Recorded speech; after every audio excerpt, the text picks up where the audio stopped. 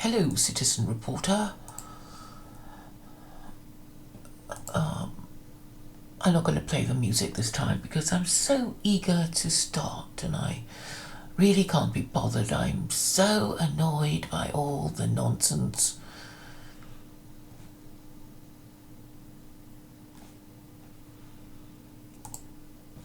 And I've also heard a lot of a programme, that's why I wanted to talk about it. I don't know where my Jewish entourage have gone. Sometimes they go, sometimes they stay. That's a good question. Actually, I've seen half Galician and a few of the others, but for some reason there's less of a response for, I don't know, the viewing figures of everyone seems to have gone down dramatically. Is it because people aren't streaming or responding to their notifications, or have the notifications been suppressed? I really don't know. OV's supposed to be coming on, maybe either later or on the stream, I don't know. But I said, because I don't want to talk about the same old with him, I'm going to talk about the thing I want to talk about, and then he can listen and maybe digest and challenge anything I've said wrong. And really, I want you guys to listen to this program that I heard this morning, and we can jointly discuss it. It's really a program to inform us about statistics. So here goes. It's only half an hour and I'll be stopping every now and then to invite your opinion or to make a comment. Here goes.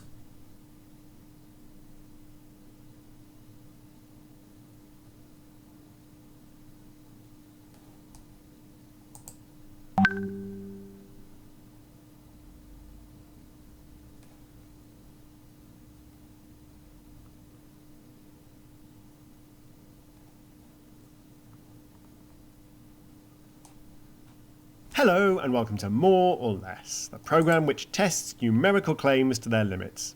I'm Tim Harford.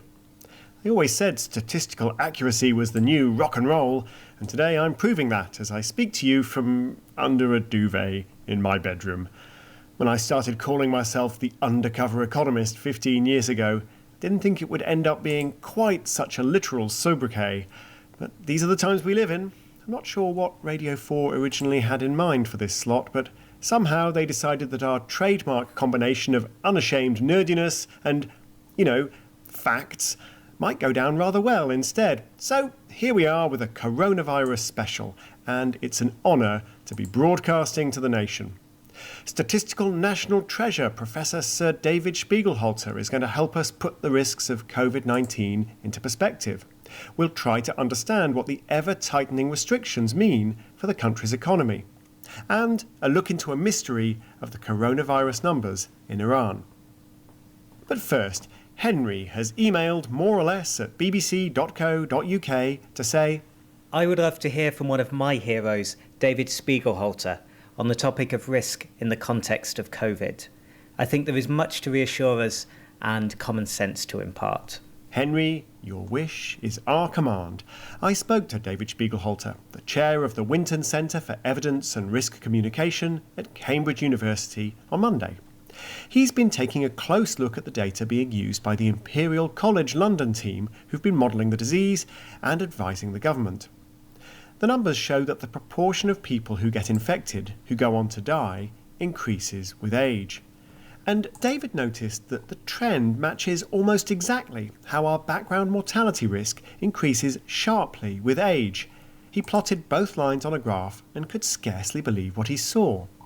I was amazed. They go right along the same curve. So what I understand you're saying is that if you contract coronavirus, you've got the same risk of dying over the next couple of weeks as you would normally have of dying over the next year, no matter what your age is.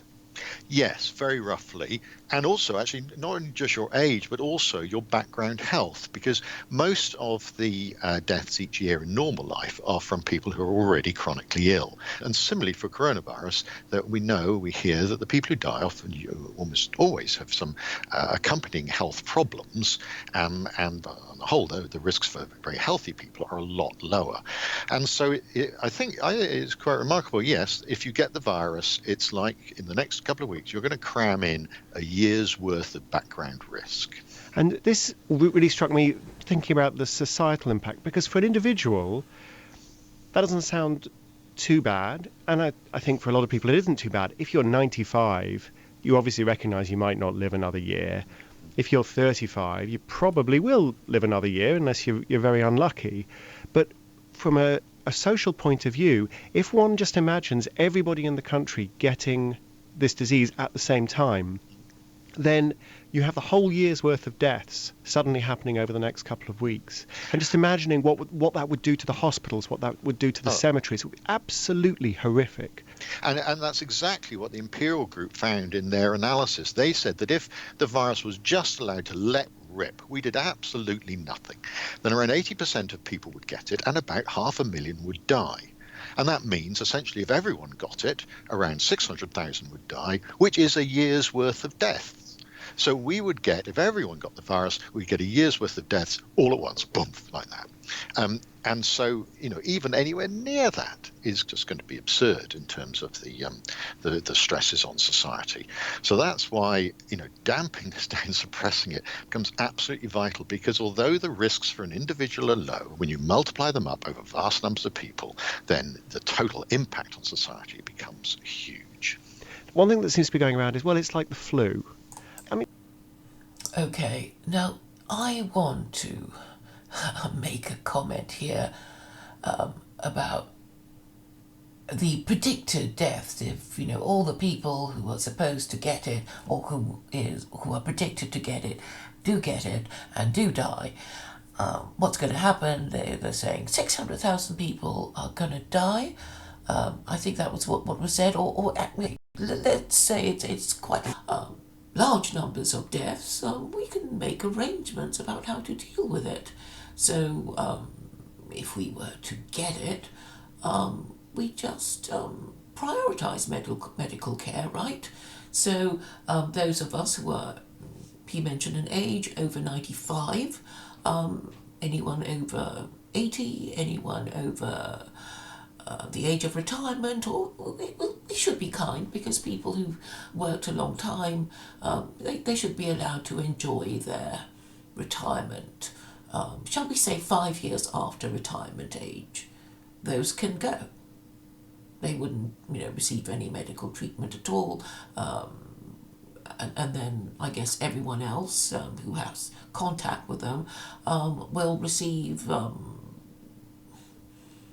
medical assistance according to their usefulness to society. And I've categorised a few groups that I think are particularly worthy and particularly unworthy. And this is how it's decided. We can go and talk about it later, like, but you, Claire, are you even in these groups? And I have to promise you, I do promise you, that I wasn't thinking about myself at all. I was really thinking from an honestly neutral standpoint. I wasn't consciously trying to insert myself in certain groups or excluding myself in certain groups. And in fact, I did it so effectively that Christine Ramsey said, "Oh, you neglected to exclude yourself from this group."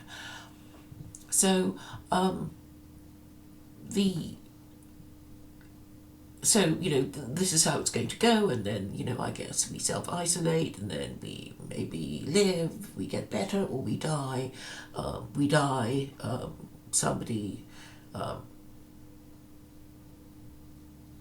somebody takes us away. I mean, like the days in the Black Death when a wagon would go down the streets and say, "Bring out your dead, bring out your dead."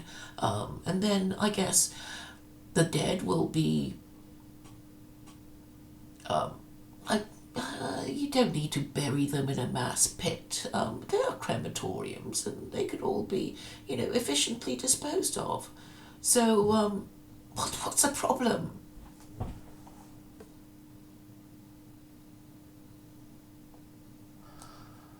So, why are you... Okay, hello, that woman. I don't know why you're talking about pain meds. So, does it make sense, what I propose? I mean, obviously now, forewarned is forearmed, and the greatest problem would be to dispose of a large number of deceased. Obviously, to save people's feelings, the method of disposal should be swift but humane. So it's just a logistical thing. I mean, cremating seems to be the obvious way of doing it. Otherwise, you just have to be digging mass pits. So that's probably not such a good idea. And then those of us who are meant to go will go, and those of us who are meant to stay will stay. And and as for who will be given priority, I've already given my ranking system. So that's it, really. I hope you agree. I'll obviously put my ranking system, which I forgot to do, in the description. And this is it. This is all I have to say on the matter. With only 4 people watching. But I'll start another stream because I don't really want the brevity and succinctness of this stream to be ruined by undue verbosity of anybody I might invite on. So thank you for your attention, even though it wasn't much of an audience. So thank you for coming by.